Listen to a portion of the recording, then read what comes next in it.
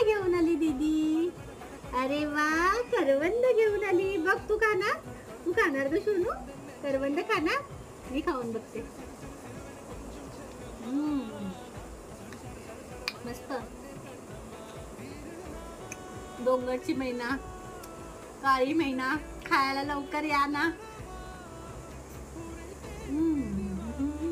डोंगरची मैना, काळी मैना कोणाला पाहिजे असं विचारायची ती. डोंगरची मैना, डोंगरची मैना.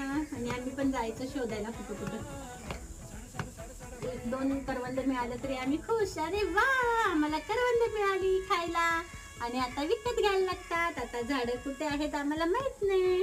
होय का नाही सोनू? आणि मी आणि माझं पिल्लू जाणार आहे करवंद शोधायला जायचं ग.